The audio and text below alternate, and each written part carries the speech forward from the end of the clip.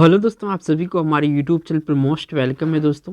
तो दोस्तों ये वीडियो है सामान्य ज्ञान यानी इतिहास के, इसमें जो है 25 टॉप 25 प्रश्न देखेंगे। काफ़ी इंपॉर्टेंट है ये वीडियो दोस्तों, और ये ऐसे 25 प्रश्न है दोस्तों आपका हिस्ट्री से, जो कि एग्ज़ाम में आपका बार बार ये क्वेश्चन रिपीट होता है। ठीक है, तो ये इस वीडियो सीरीज़ का ये 5वां पार्ट है दोस्तों। तो इससे पहले आप लोगों को 4 पार्ट ऑलरेडी मिल चुका है, नहीं देखे तो हमारे चैनल पे विजिट करके देख सकते हैं दोस्तों। काफ़ी इंपॉर्टेंट है।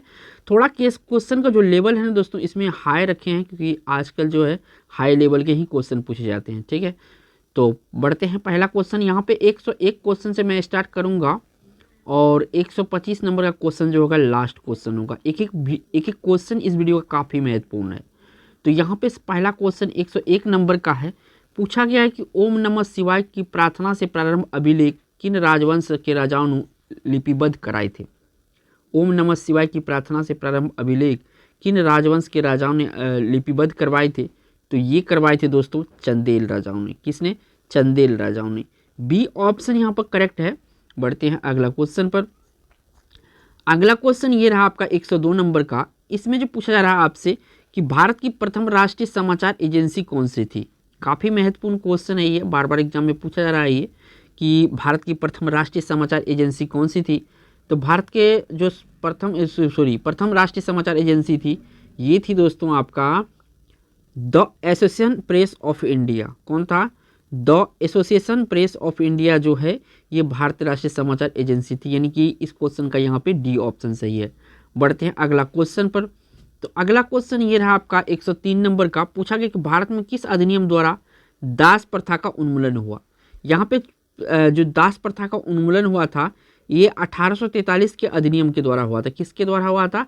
1843 के अधिनियम के द्वारा हुआ था। तो इस क्वेश्चन का यहाँ से सी ऑप्शन करेक्ट होगा। बढ़ते हैं अगला क्वेश्चन पर। तो अगला क्वेश्चन ये रहा आपका, काफ़ी महत्वपूर्ण क्वेश्चन थोड़ा बड़ा है। मैं लोगों को ऐसा हुक्म देता हूँ कि जो उनकी ओर राज्य के लिए लाभकारी समझता हूँ। मैं नहीं जानता कि वे शरीयत के द्वारा अनुमत है अथवा नहीं। निम्न में से ये कथन किसका? ये जो ऊपर लिखे मैंने कथन पढ़ा, वो कथन किसका है? तो ये कथन है दोस्तों अलाउद्दीन खिलजी का। किसका है? अलाउद्दीन खिलजी का है। ये खिलजी वंश का शासक था। ठीक है ना, यहाँ से बी ऑप्शन सही है। बढ़ते हैं अगला क्वेश्चन पर। तो अगला क्वेश्चन ये रहा आपका 5 नंबर का। इसमें पूछा गया है प्लेग कमिश्नर मिस्टर रैंड की हत्या किस राष्ट्रवादी ने की थी। यानी कि मिस्टर रैंड की हत्या किसने की थी? तो इसका हत्या किया था दोस्तों ये आपका दामोदर हरि चापेकर ने इसका हत्या की थी। किसका? मिस्टर रैंड का। यानी ए ऑप्शन यहाँ पे सही हो जाएगा। अगर इस चैनल पे पहली बार आए हैं तो चैनल को सब्सक्राइब कर लीजिए, और साथ के साथ जो है बेल आइकन प्रेस कर लीजिए, आने वाला वीडियो का नोटिफिकेशन आपको मिले। बढ़ते हैं अगला क्वेश्चन पर। तो अगला क्वेश्चन ये रहा 106 नंबर का। काफ़ी महत्वपूर्ण क्वेश्चन है कि बंगाल विभाजन 16 अक्टूबर 1905 को हुआ था। किस रूप में मनाने के सुझाव रविंद्रनाथ टैगोर ने दिया था। तो देखिए इसको राष्ट्रीय शोक दिवस के रूप में जो है इनको मनाने का सुझाव दिया था। किसने दिया था? रविंद्रनाथ टैगोर दिया था। और ये भी याद रखिएगा 16 अक्टूबर और 1905 है, यहाँ पे क्या हुआ था? बंगाल का विभाजन हुआ था। बढ़ते हैं अगला क्वेश्चन पर। तो ये रहा आपका अगला क्वेश्चन। यहाँ से पूछा जा रहा है, काफ़ी टफ लेवल का ये क्वेश्चन है कि दिल्ली सल्तनत के समय पानी खींचने के अन्य साधनों के सक्रिया के भिन्नता का प्रमुख लक्षण निम्नलिखित में से प्रयोग था। तो सबसे ज़्यादा जो प्रयोग था ये था गियर तंत्र, यानी सी ऑप्शन इस क्वेश्चन का राइट आंसर होगा। बढ़ते हैं अगला क्वेश्चन पर। तो ये रहा आपका अगला क्वेश्चन यहाँ पे 108 नंबर का। इसमें पूछा जा रहा है कि निम्नलिखित में से कौन सा आयोग सेना से संबंधित था। इनमें से कौन सा आयोग? एक तो पील आयोग जो है ये सेना से संबंधित था। दूसरा एस्ले ईडन आयोग जो था, ये दोनों का दोनों जो है सेना से संबंधित था। तो इस क्वेश्चन का राइट आंसर सी ऑप्शन होगा, उपयुक्त दोनों ए और बी। बढ़ते हैं अगला क्वेश्चन पर। तो ये रहा आपका अगला क्वेश्चन 109 नंबर का। यहाँ पे पूछा गया किस इतिहासकार ने इल्तुतमिश को भारत में मुस्लिम प्रभुसत्ता का वास्तविक संस्थापक माना। किस इतिहासकार ने इल्तुतमिश को भारत में मुस्लिम प्रभुसत्ता का वास्तविक संस्थापक माना था? तो ऐसा माना था दोस्तों आरपी त्रिपाठी इतिहासकार। कौन माना था? आरपी त्रिपाठी इतिहासकार माना था। यानी ए ऑप्शन इस क्वेश्चन का राइट आंसर। बढ़ते हैं अगला क्वेश्चन पर।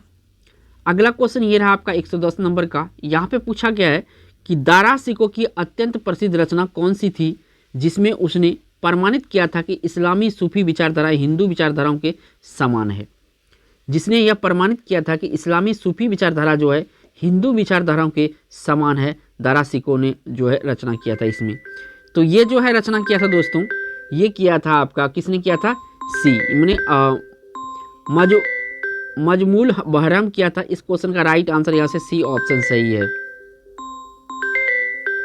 अगला क्वेश्चन यहाँ पे आया है 111 नंबर का, ब्लूमफील्ड जांच आयोग निम्नलिखित में से किससे संबंधित था? ये जो ब्लूमफील्ड जांच आयोग है ये किससे संबंधित था? तो देखिए ये जो संबंधित था ये आपका बारदोली से संबंधित था, बारदोली जांच से संबंधित था ब्लूमफील्ड जांच, यानी ए ऑप्शन यहाँ पे करेक्ट हो जाएगा। बढ़ते हैं अगला क्वेश्चन पर। तो अगला क्वेश्चन ये रहा आपका, इसमें जो पूछा गया है कि इल्तुतमिश को अपने शासनकाल के दौरान किस मंगोल आक्रमणकारी खतरे का सामना करना पड़ा था? तो इसे चंगेज खां का सामना करना पड़ा था। किसको? इल्तुतमिश को, ठीक है ना, चंगेज खां का सामना करना पड़ा था। बढ़ते हैं अगला क्वेश्चन पर। तो अगला क्वेश्चन ये रहा इसमें 113 नंबर का, इससे पूछा गया कि प्रथम मुगल बादशाह बाबर ने भारत में किस सूफी सिलसिले का प्रचलन किया था? ये प्रथम मुगल बादशाह था बाबर। तो बाबर ने जो सिलसिले शुरुआत किया था नक्शबंदी किया था। किसने किया था? नक्शबंदी जो सूफी सिलसिला था इसको इन्होंने प्रचार किया था। ए ऑप्शन इस क्वेश्चन का राइट आंसर होगा। बढ़ते हैं अगला क्वेश्चन पर। तो अगला क्वेश्चन ये रहा आपका 114 नंबर का, इसमें जो पूछा गया है आपसे कि बंगाल के किस गवर्नर जनरल के काल में पिट्स इंडिया एक्ट 1784 पारित किया गया था? बंगाल के किस गवर्नर जनरल के काल में पिट्स इंडिया एक्ट 1784 पारित किया गया था, यानी किस गवर्नर यहाँ पे था तभी, ठीक है ना? तो उस समय वारेन हेस्टिंग था। याद रखिएगा, काफ़ी महत्वपूर्ण क्वेश्चन है ये, ठीक है ना। वारेन हेस्टिंग के बारे में जरूर याद रखिएगा। इसी के शासनकाल में पिट्स इंडिया एक्ट 1784 में आया था। कभी कभी ईस्वी भी पूछा जाता है, तो ऑप्शन ए यहाँ पे सही है। बढ़ते हैं अगला क्वेश्चन पर। तो अगला क्वेश्चन ये रहा यहाँ पे 115 नंबर का, कि निम्नलिखित में से किस पुस्तक के लेखक मौलाना अबुल कलाम आज़ाद थे इनमें से? ठीक है, तो मौलाना अबुल कलाम आज़ाद तो इनमें से कौन सा पुस्तक लिखा था? इंडिया विंस फ्रीडम लिखा था। किसने लिखा था? इंडिया विंस फ्रीडम लिखा था, ठीक है। तो यहाँ पे बी ऑप्शन सही है। बढ़ते हैं अगला क्वेश्चन पर। अगला क्वेश्चन यहाँ से पूछा जा रहा है दोस्तों, थोड़ा सा मैं क्वेश्चन को नीचे करता हूँ, और यहाँ पे जो क्वेश्चन पूछा गया है कि राजशेखर एवं जिन प्रभा सूरी जैसे जैन विद्वानों को किस सुल्तान ने राजकीय संरक्षण दिया था? किसको? राजशेखर एवं जिन प्रभा को।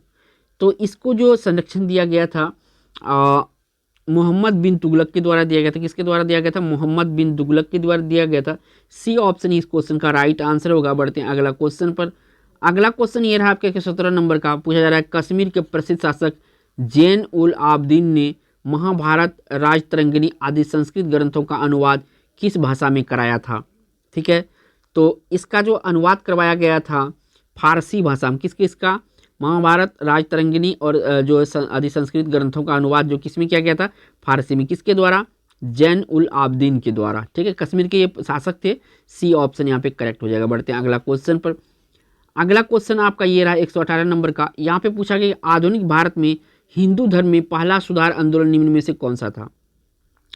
तो हिंदू धर्म में पहला जो आंदोलन था धर्म सुधार के बारे में, ये था आपका ब्रह्म समाज। कौन सा था? ब्रह्म समाज था। इसकी स्थापना जो है 1928 में राजा राम मोहन राय के द्वारा किया गया था, ठीक है ना, याद रखिएगा। बढ़ते हैं अगला क्वेश्चन पर।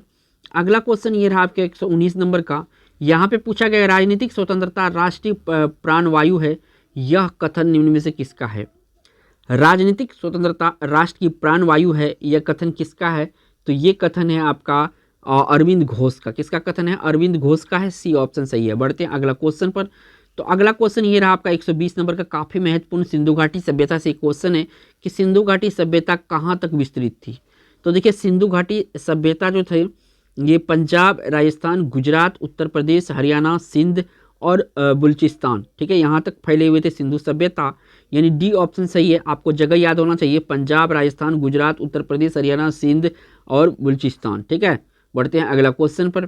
तो अगला क्वेश्चन ये रहा आपका 121 नंबर का। यहाँ पे पूछा गया है कश्मीर के किस शासक को